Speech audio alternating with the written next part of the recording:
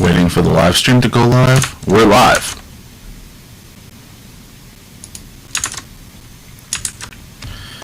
This is the Techno Buffet podcast, episode number 578, recorded Thursday, March 10th, 2022, in 5, 4, 3, 2, and 1.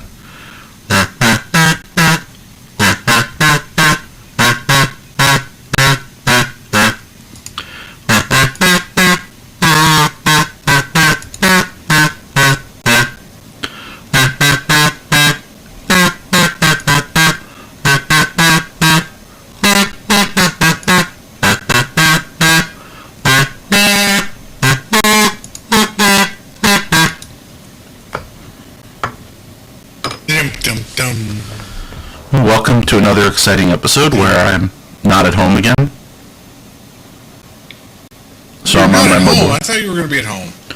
No, I was going to be away from home. You're on your mobile. No, I am mobile. I am not on my mobile. I am using my mobile setup, which is not on my mobile. If you're referring to mobile as on my cellular phone, no, I am using my secondary equipment. But it's been an interesting week. So where are you this time? I came back to assist my parents with their renovation. But I'll be back. I'm only here for a couple. You're in the great state of Florida again? Great is somewhat debatable. Is it though? I think so. I have many issues with Florida. I would debate that with you. I can name many states I have issues with. Nothing good ever happened to me in Missouri. Of course, I was only in Missouri once, and nothing good happened. Well, actually, the food wasn't bad, but yeah. Anyway. So we did get some feedback. It's been a while since we got feedback, so I thought it would be worth reading. Did you see the feedback, Jerry, in advance? Because I did forward it to you. I love feedback. Yes, but did you see it in advance? Yes, you did. Okay, so I'm going to read it. It's going to be a dramatic reenactment. Now, this message is from Tom. Oh boy. I don't know what Tom sounds like, so I'm just going to have to go with what I imagine Tom sounds like.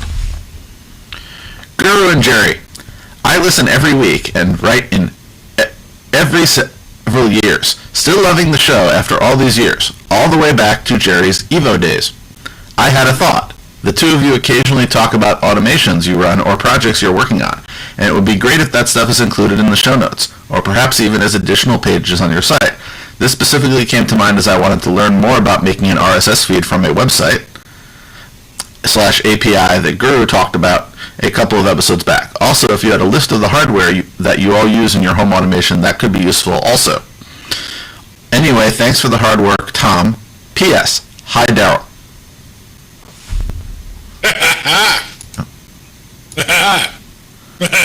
That was awesome. You're saying hi, Daryl. That was cool. You're saying that you felt that I got into my character? That I embodied Tom? No? I don't know. Okay, so there are a few things to unpack there. I am going to put into the show notes the project that I installed, which is RSS Bridge. It has its faults in that it does some scraping, so scraping is inherently, we're going to say, untrustworthy. But if you keep updating it, then there are people who care enough to fix the scraping. So I have it in a directory under version control, and I just go and do git pull every so often.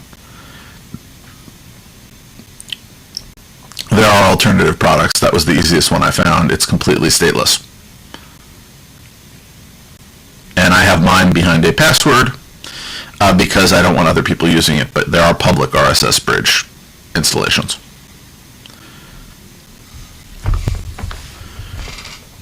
So in terms of hardware and automation, I think that will take some more time for both of us to do. Jerry, have you ever written down a list of all of the various pieces of hardware you've played with? I haven't, but well, I don't have a very extensive set either. Yeah, but there's plenty of room on your contributors page on the website. You know, the one that needs a update because it does not. Yep. It does not reflect the reality of you, including the fact that the picture has hair. I haven't seen you in person in a while, but I gathered you stopped having it. Intentionally. Yes. So, A razor to the scalp every day. as I said, so clearly I need to have the page updated, and I eagerly await your contribution. But I'll see about updating mine as well, Okay. and I'll with some stuff. In another milestone of technology, this is the first time that I have used the code that I've been working on and off for a bit and talking about writing for years to generate the show notes.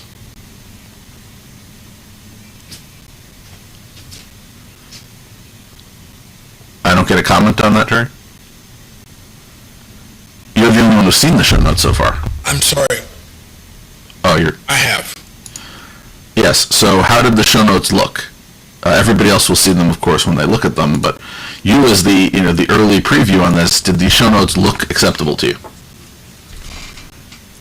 Sure, they're fine. Okay, the only missing thing is I Why have... they wouldn't be. Well, it's a little different. Usually if Not you... categorized, that would have been cool, but version 2. it's all right. No, This is perfectly acceptable. yes, for a version 1 product. Trust me, there is a version 2. So I have not finished everything. So auto-categorization seems like it's going to take me a bit. The problem is that I have auto-tagging enabled, so tags as opposed to categories. And I'm using this because remember, the site's running WordPress, and those are two things WordPress has. So the problem is extracting tags from various websites if they actually have them. So it's a parsing thing. Otherwise, I can manually tag everything, I suppose. But again, we'll talk about that in a future version. So I thought it turned out well. But, so essentially, just to give you the technical part of it, I created a little API built into the site. And I found an app that I'd used for other things before called HTTP Shortcuts for Android. For iOS, there's actually something called Shortcuts, which does something similar, which essentially allowed me to craft a simple HTTP request to the site, which would be triggered when I did a share intent on Android. So I do most of my reading on my phone for articles. Not for books, it's a little small for that, but I have a Kindle for that.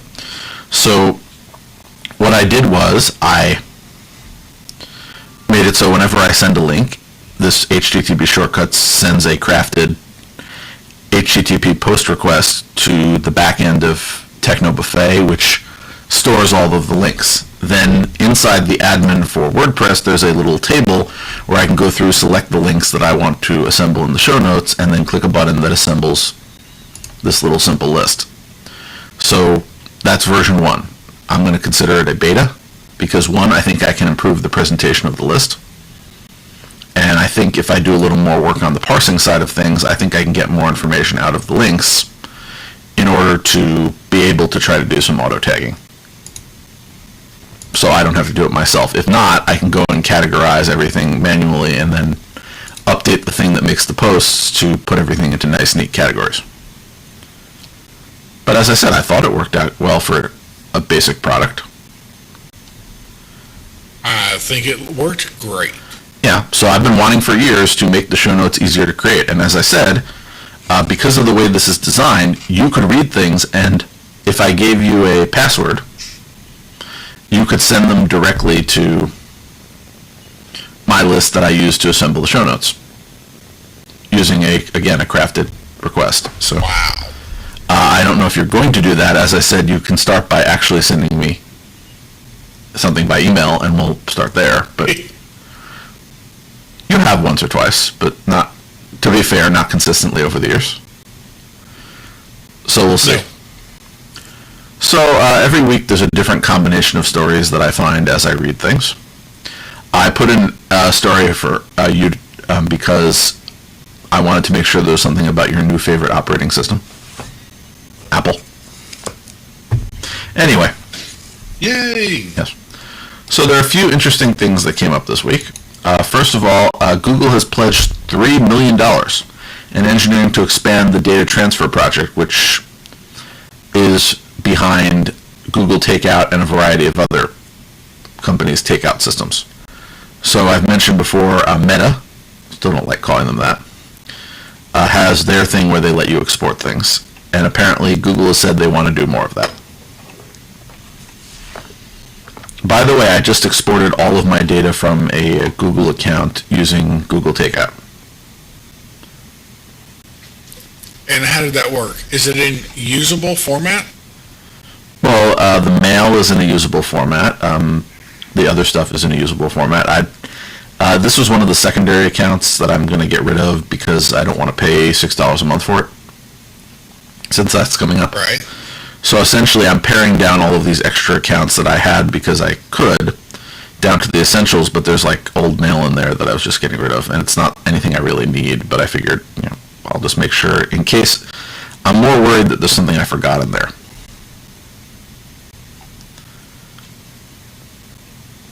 So I'm excited about this, and I'm not necessarily just thinking about the ability to move to a new service. I like the idea of the ability to sync my data to multiple services.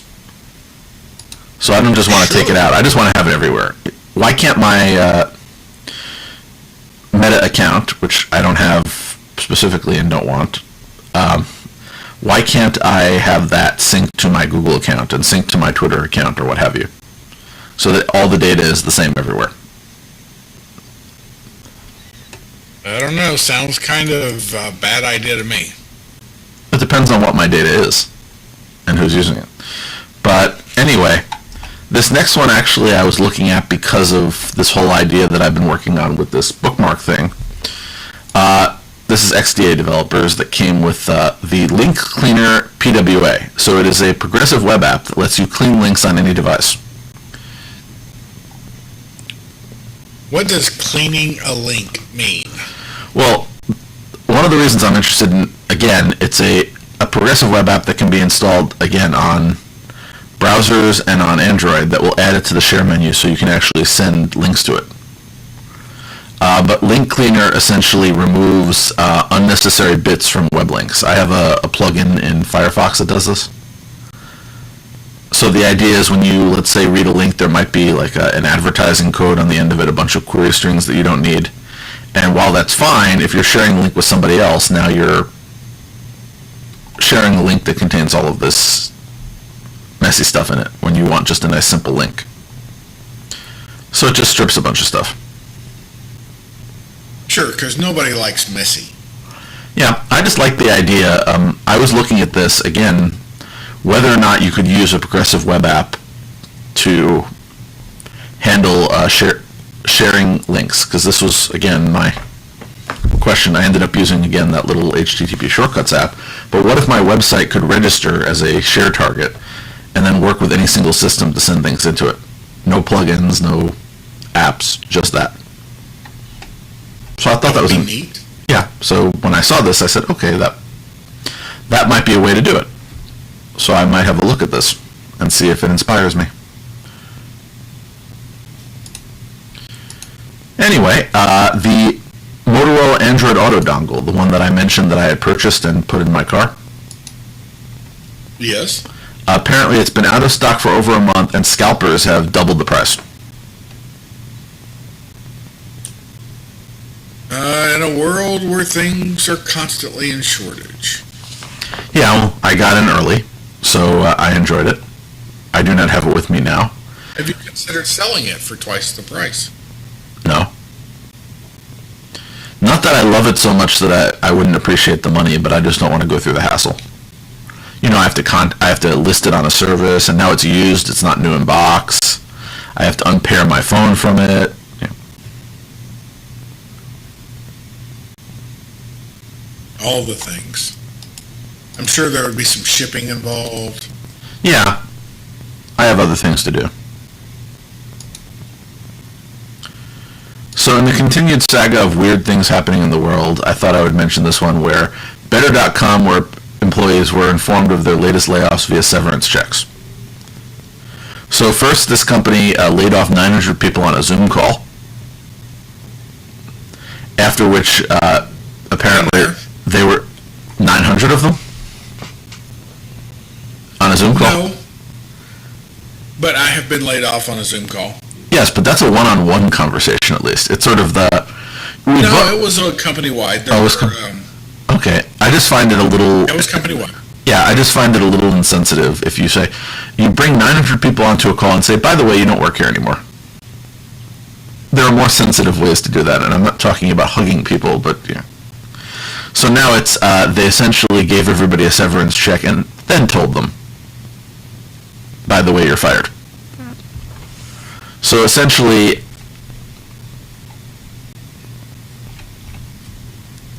not very nice. Again, I suppose there's no good way to lay large groups of people off, but still. Let's go back to sort of the technology part of it. According to the CEO of the Raspberry Pi Foundation, the future of computers is only $4 away. So this is an interview with Upton, and remember the 10-year anniversary of the Pi just came out? So I thought it was good. Isn't that crazy? Yeah, but I thought it was just interesting to put in this article about which again is an interview with the person responsible for it all.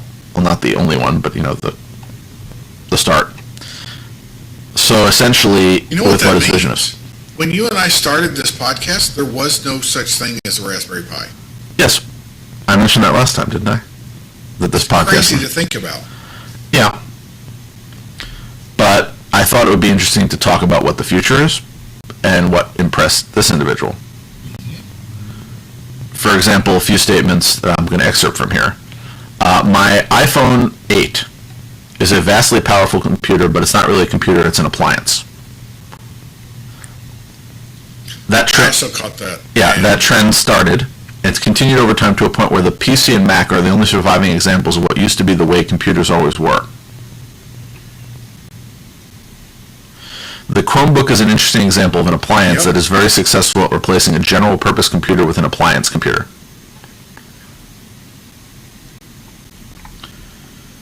So he goes into a lot of... It's not that it can't do pretty much anything. It's that it's locked down to the point where what you can do with it is fairly limited. Yeah. As I said, it's this. I agree with the statement of long-term trend between replacing general-purpose computers with appliance computers. Is the statement that he made, and I agree with that. It's there are advantages to a Chromebook. I'm talking to you on a Chromebook. The Chromebook Duet, which I use again. The two things that I have used it for in the last week have been connecting to you on Zoom so that I don't have to run a full second computer here, and I can essentially have that piped into the audio mix. And I used it to play Ticket to Ride on a bigger screen than my phone. So that's what I've used it for in the last week. Huh. I won, by the way. Yay me. But what I took from this interview that surprised me was how few people work at Raspberry Pi. Yeah. It's a very small number. Raspberry Pi Limited has about 130 people, which is just crazy. Yeah. And there's a lot of things that I haven't tried. I've always wanted to buy a Pi 400, and I've never bought one. Not because I really need one, but because I just love the form factor. The one with the keyboard? I just love the form factor. It reminds me of my old Commodore 64. Ah. That is, as I recall, the single most expensive Raspberry Pi available. That's why I didn't buy one. It wouldn't benefit me. As I said, I would like to play with one, but I don't really see the benefit, so I have not bought one. I also haven't bought a Pi in a while. I bought other things, but I have not bought a Pi. Eventually I'll have to replace the ones that I have in place, because, upgrades come every so often. But I just think it's amazing after all these years and all the things that you can do with a Pi and all the different hobbyists who've used it. I don't think that was necessarily what the foundation had in mind when they started, but that's where they've gone, and it actually works well for them. Moving along, apparently Google is going to let you archive Android apps instead of uninstalling them. Ooh. What does that mean? So the idea is you're going to reclaim... disappear? Well, no, you're going to remove most of these app storage taken up by an app, but it's the user data and certain app data would remain available. So essentially, if you later restore the app, you would keep your data. So they're essentially creating the tools where you can say, I don't need this anymore, but I want to make sure that I have, like if I reinstall the app, that my login is still there and you know all of the presets are still there. Cool. That seems useful. Yeah, and it is, because there are times when I don't use something very often. I'll give you an example. Let's say I go to Disney World, which I've been following crowd sizes there I don't want to do right now. Maybe not until Jave Chapek leaves, but that's a whole other conversation. So when you go to Disney now, you need an app on your phone. That's how you track wait times and everything else, but that app has pretty much no utility when you are not either planning a trip to Disney World or you are at Disney World. Correct? Sure, I'll buy that. So, but if I go to Disney World, let's say on an annual basis, I might want to, when I reinstall the app, have all of the settings that I've set up from the previous time remembered. So that's the example that came to mind for me, which is the app that I use because I'm doing something, but I don't need to keep on my phone all the time. Because it uses up resources, it runs in the background, it sends me annoying messages, like airline apps. I flew on EasyJet once, and Seems like a legitimate reason. No, I flew on EasyJet once. There's a possibility I might fly on EasyJet again someday. I don't know when that day would be, but I don't need to have the app on my phone continuously. But if I bring it back, I would like it to remember how I left the settings. Anyway, moving along, I gave you some Apple stories here because I know you love Apple stories now. Apple stories. Yeah, I tried to pick ones that were more universal. So Apple announced the M1 Ultra, which is its most powerful computing chip. So Apple does a lot in terms of chip development for their devices. So the M1 Ultra essentially fuses two separate M1 Max chips into a single SoC. That's, let's see, 114 billion transistors and 800 gigabytes per second of memory bandwidth and 2.5 terabits per second interprocessor bandwidth. So very powerful. And that's going to debut in something called the Mac Studio Desktop. And apparently it will also... crazy. Well, it'll also apparently be in a new iPad Air in the future. That seems like a lot of power for an iPad. Also seems like it would be an expensive iPad, but who knows? It's worth noting that this is not an X64 or an X86 chip. It's not. Most of their stuff nowadays goes into the ARM category, doesn't it?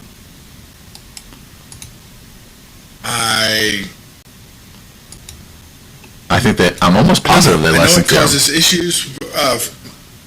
The developers that work for me that have the new Macs with the Apple chips. Yeah, some things are not compatible. A lot of the stuff that would normally work does not work for them. It's annoying. My guess is ARM. As far as I know, they're using an ARM architecture, but chips are not necessarily my area of expertise, but I find them interesting.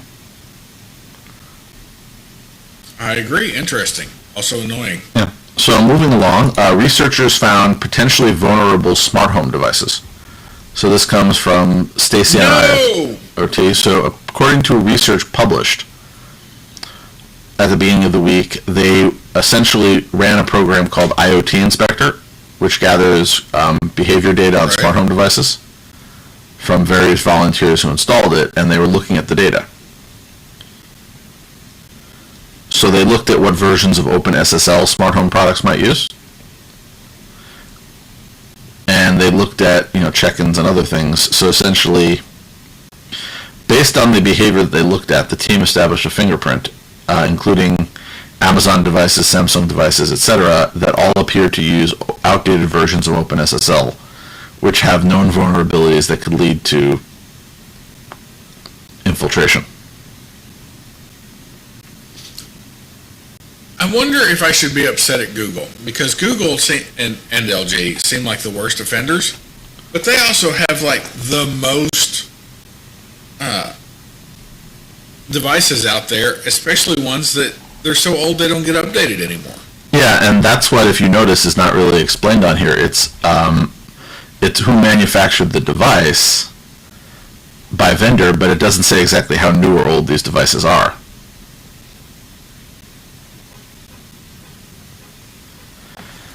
And again, I'd like the ability to keep the certain core bits of the software updatable even after the device isn't. So it would seem like encryption would be the one that they should occasionally send out patches for. And we're back to how long should a device be maintained before it's completely abandoned, and what. But an important point here is that IoT devices should be assumed to be insecure. So keep them on their own network and only allow them to contact the internet if that's the type of device it is, in which case it should not be able to contact any other device on your network, or have it on a network that can only talk to other devices on your network, but not the outside world. And I call those IoT networks and NOT networks. Yeah, well, again, I don't think I invented those names, but I used them. But again, it's always good to have isolation. In another Apple story, this is related to the other one, and I'll get the whole organized by theme thing down in a future version, or I'll just have to fix it myself manually. Apple also launched the Mac Studio products.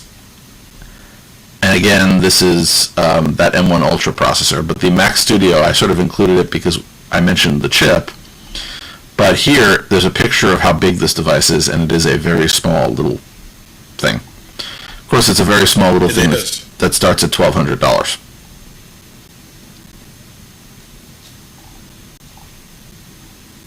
Wow. And again, you could end up with a $2,000 little box. Want a full 64-core GPU? That's another $1,000. A maxed out configuration with the most powerful M1 Ultra processor, 128 gigabytes of memory, 8 terabytes of storage will be $7,999. Jeez Louise. Yeah. Too rich for my blood. That's an expression, right? Yes. And I don't think I will be buying one either. I haven't bought... Actually, I've never bought a Mac. I haven't had a Mac in my home since I had a Performa that somebody gave me, which the people at Apple should forget they ever made. But that's a whole other story.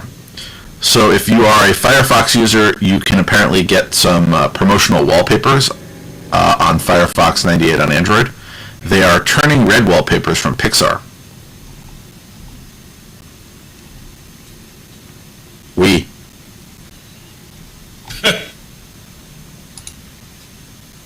I'm not going to say I'm a fan of Pixar movies, but they're usually pretty good. Yes, they are. Okay, I'm behind. I hear there's this one called Toy Story that's very good.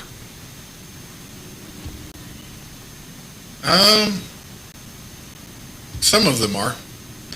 I don't know. My nephews wanted to watch them with me, and then they didn't show up. Maybe next time. Anyway, so the Android hamburger menu is apparently making a comeback on some systems, and the author of this story from Android Police suggests that they're hoping that it is a short comeback because, again, they got rid of that design language and now they're bringing it back, which leads to confusion.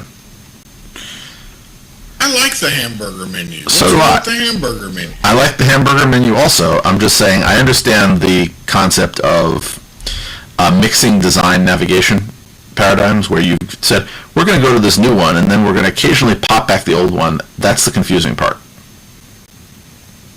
It's hard to update everything at once. Yeah. Well, again, bringing it back after you've gotten rid of it is always a question. And, of course, there was a massive Google Pixel drop. So this is bringing the latest version of Android 12 and the quarterly feature drop to various Pixel devices. But it contains apparently 81 issues that were fixed. Nice. That includes fixes and improvements for audio playback, fixed for causing inadvertent unplugged charger notification when charging, general improvements for battery and thermal conditions, improvements for wireless charging, improvements for face unlock stability and performance, fingerprint sensor stability and performance, fix for issue causing Bluetooth to turn on after disabling, fix for causing occasional audio glitches during playback with certain Bluetooth devices, fixes for issue preventing Bluetooth to be enabled, general improvements for stability in Bluetooth, fix for frame drop during video capture, general image quality improvements for camera, stability improvements for camera, fix for issue causing display refresh rate to lock at 60 Hertz, green flicker to appear in certain media apps when playing HDR content. I can keep going. There are 81 of these things. It's going to take me a while, but yes, please do not. Yeah, we'll just. There's a lot. Yeah, well, you get the point, though. It's a very long list. It'll be linked, but hopefully this will help somebody who has one of these. Some of those sound pretty important. Yeah, but all of them sound like general stability improvements in core systems, improvements in the Wi-Fi system, improvements in the touch system for stability, improvements in the telephony system for stability. So this is a big set of fixes, and I'm happy that the Android team is actually looking at that. Yes, let's fix some bugs finally, instead of not. So always a good thing. Then the same version did add some new features, again for the Pixel specifically. A new battery widget. So the new battery widget can also give you up-to-date battery information on Bluetooth connected devices that support battery. They updated the At a Glance widget, which again adds more information. Live captioning in calls, which will allow you to respond back to the I like how the live captioning announces that you're live captioning. That's polite, at least. Apparently... you're being captioned by a robot. Yeah. Apparently Duo is allowing you to share YouTube or other apps to people you are talking to on Duo.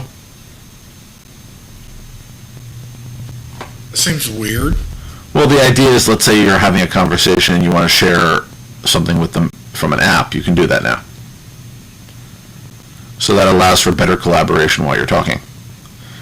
They're also expanding previously released features to additional devices, which would be things like direct my call and wait times.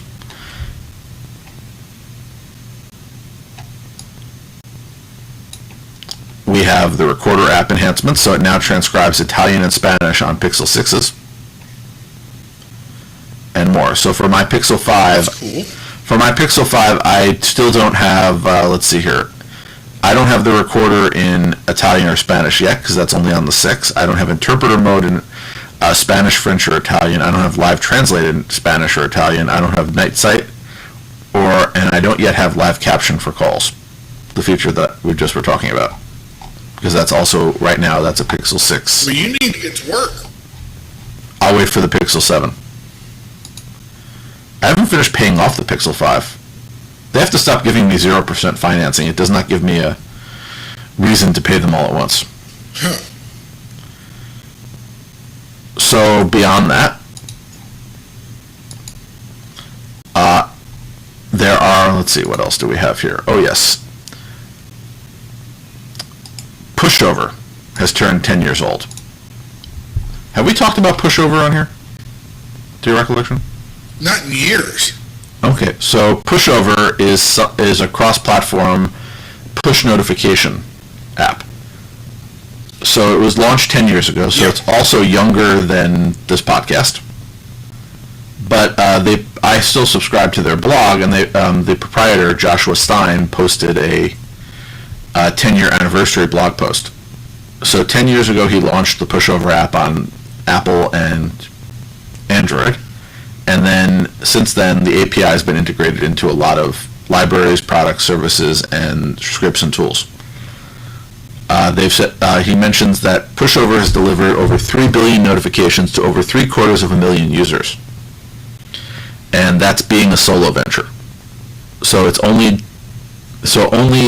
this individual, Joshua Stein, who I don't know anything about, has been developing it, running it, and supporting it. So he's a one-man show. That's an impressive feat. Yeah, that's why I thought I would sort of talk about it, because I still do use Pushover. The reason I use it is it's a really easy way. Really? If I install it on my phone, it's a really easy way to send scripted notifications to my phone. How do you send a scripted notification to your phone? From, let's say, code that you wrote yourself, or like a server that you are running? I'm sorry, what? Okay, so let's say that you're running a server. Let's say you're running, hypothetically, the Techno Buffet server. And let's say that there's something happening on the server and you want your phone to be notified so that you can go figure out why the server is malfunctioning. What would you use to get that sort of... I would probably send an SMS. Okay, I don't really like sending SMSs. By the way, you have to pay to send an SMS. Sure, I'll buy that. What, like a Twilio type thing? Yes. Okay, so you have to pay for that, whereas I paid... But that costs money. Yes, I paid once for Pushover, and I'm still reaping the benefits. I mean, cool. So I'll quote, many of Pushover's earliest users are still using it today after paying $4.99 10 years ago. And I hope those users will still be using it in 2032. So I paid for it once, actually twice, because I also set it up for my mother for a more practical reason. She's somewhat, I'm not going to say technology averse, but she wanted to get certain notifications, and it was the easiest way I could figure out to do it for her. So I just paid the $5 and put it on her phone. And now I can send any notification I want to her phone from any script that I'm running on any of my home automation platforms. You may say, why don't I just install the home... Can you do that with the Home Assistant Companion? That was exactly what I was just about to say. You're going to say, why don't you do that with the Home Assistant Companion app? Because I'm sending her notifications from multiple places. Well, remember, she has a place in Florida and she has a place in New York, and I'm running a Home Assistant instance at both of them. Unfortunately, there's no way to get notifications from multiple Home Assistant instances unless I had one Home Assistant instance send a signal to the other Home Assistant instance, which would then send it to the phone. It just seemed more complicated than it needed to be, just to pop up, by the way, someone has invaded your house. Just using that as an example. Sure, I'll buy that. Yeah, so anyway, Pushover, as I said, it's very easy. You can essentially send Pushover notifications with a curl request, so very easy for simple development. And I still use it for a variety of different things. Yeah, that is nice. Yeah, it's the simplicity of it. I'm not saying there aren't other products. It's really easy to use. I think that's why it's been successful, and I think it's a one-person shop because it's a really easy concept to maintain. It's a very basic utility. If you are on a Apple device, Chrome has apparently unseated Safari as the fastest browser on Mac OS. It's just crazy. Yeah. Well, I've never been a big fan of Safari. I don't use Safari, but everybody seems to have trouble when pulling up things that I've written in Safari because it behaves a little differently. But it does behave a little bit differently. Yeah. So, issues. Anyway, a few other things. Apparently, Samsung has confirmed that hackers stole the Galaxy source code. So they've stolen internal company data and source code for Galaxy devices. So this is source code used for things like encryption and biometric unlocking. So that is potentially bad because, again, they may be able to find a vulnerability if they have the full source code. Conversely, it's sort of this advantage. Open source means that because the source is out there, that you could find a vulnerability, but it means you could find a vulnerability and somebody could fix it. With closed source, if somebody releases the code, somebody could find a vulnerability, and the company is not quite as nimble in fixing it. So, unfortunately sad. On the other hand, I don't have a Samsung device, so I'm safe. Android Police put out an article, How to Clear the App Cache on Android and Why You Should. So this is one of those things where I knew this was a problem. Yeah, I thought it was sort of this question of why you should clear it. And I wanted to sort of use it as an example to talk about why you might want to clear the cache. And it would essentially be that short-term temporary data may be the reason why something isn't working the way that it should be. And regenerating that data or re-downloading it can actually fix certain problems.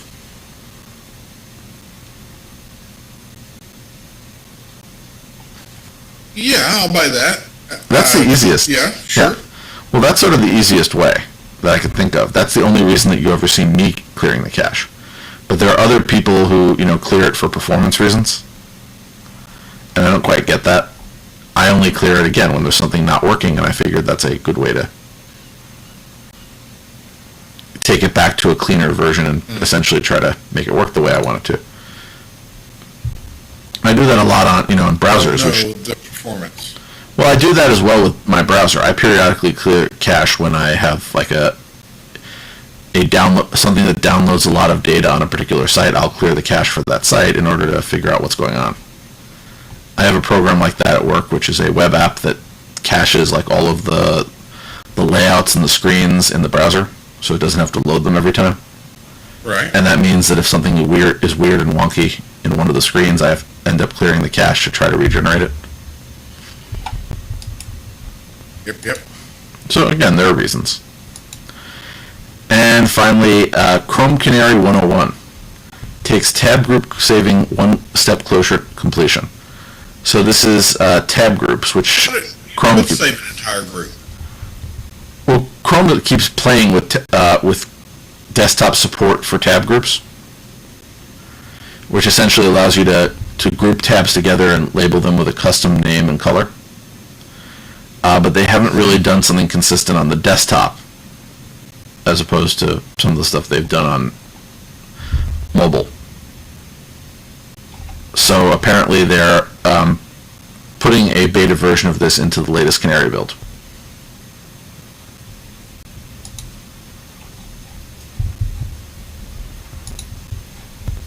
Cool. Yep. So that brings us to the end of our show notes for this week. And you know what I'm going to do now, Jerry? You're going to take a nap. No, I was going to edit the podcast and then watch Star Trek Picard. I haven't decided if I like it. There's a new one out. Yeah, I haven't decided if I like it yet. The new Picard or the new season or the show in general? The new season. It's sort of hard with the first episode of a story arc to decide if you like the overall story arc. Yes. I'm not talking there are about... also new Discoveries out, I believe. Yeah, but there's only so much I can watch. I flipped a coin on which one I would watch first. All right. And again, there's always the weekend. It's not like I have to watch it the night that it drops.